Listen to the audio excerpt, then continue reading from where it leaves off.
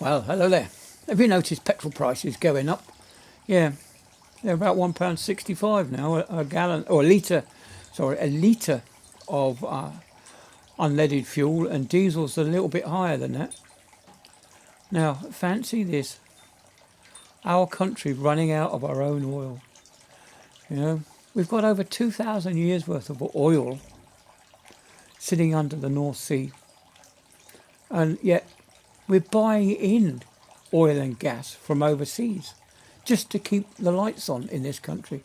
Yeah, we're about 2 days away from blackouts because there's not enough oil and fuel to keep us going. It's if we run out of petrol or gas and coal today, or the wood for Drax, if we run out of that, that's it. We're done for. The trillions and trillions of pounds that we've spent on these so-called batteries that use waste energy to charge up. So this is when you've turned off your lights and you've gone to bed, and the wind's still blowing, it will charge your batteries. But do you know how long we've got? We'll have about an hour. The whole country would have an hour of these emergency batteries, if you're lucky. Yeah.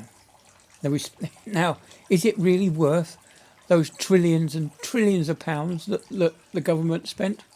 When we could have spent that money on buying 20 odd small nuclear reactors throughout the country. Wales is a good place to have them. They already have loads down at Hinkley. They're still building Hinkley Point C at the moment, and we're running on Hinkley Point B. So as soon as that one gets up and running, Point B will shut down and Point C will open up.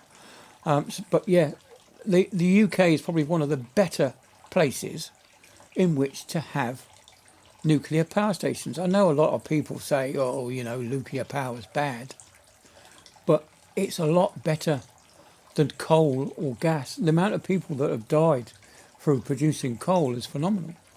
But the amount of people that have suffered from nuclear power is pretty low, especially when it happened in a disaster area like Fukushima. I think I mentioned this before. Massive earthquake. It broke down the cooling water pumps, and then they had thermal runaway. Not good. And the same as Chernobyl. That was human error. Somebody didn't do what they should have done, and they had thermal runaway. And we're still suffering the consequences of that. It's still a no-go zone for animal and plant life, really. But yeah, our government is dead set on destroying this country. So we've got 2,000 years worth of oil and gas under the North Sea.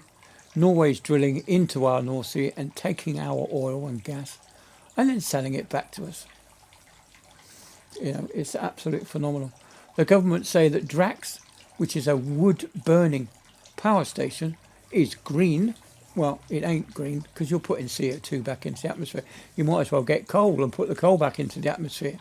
But yeah, it's not so good, is it? So since we've been burning fossil fuels, and since 2015, we've had 15% growth in green, the leaf foliage throughout the world.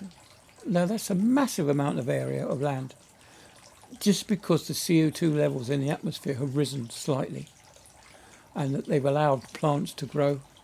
And of course, when you grow plants, you grow food, and when you grow food, we have happy monkeys. Yeah, you and I, we're monkeys. Don't forget. So, anyway, coming up to 4 minutes. Still within my 8 minutes.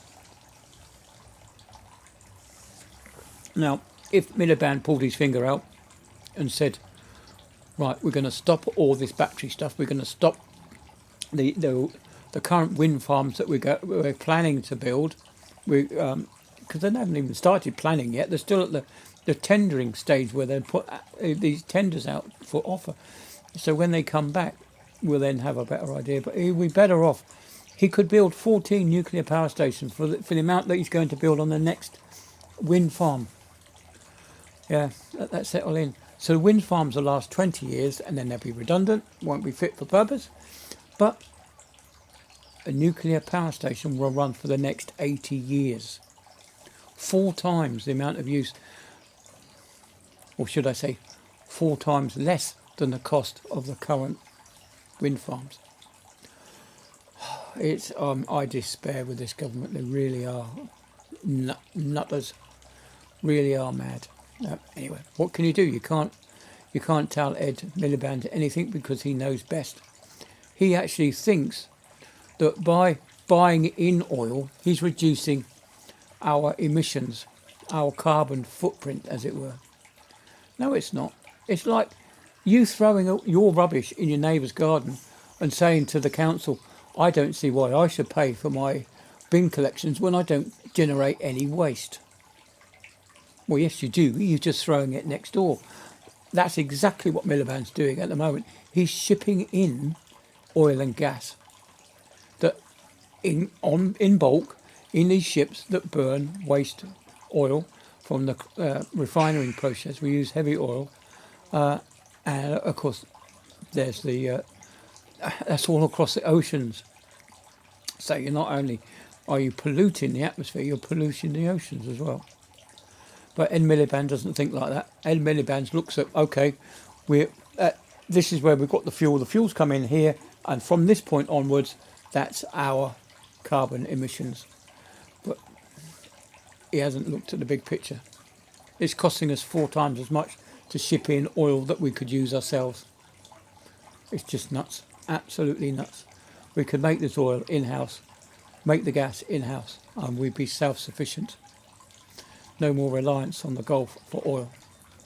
Anyway, I've rambled on, and it's just making me absolutely livid with the way this government's going, and there's nothing I can do about it except talk to you guys. Anyway, see you later. Have a great rest of your Thursday afternoon. I am. It's absolutely gorgeous. So I'm going to sit here for a few more minutes and enjoy this sun. See you then. Bye.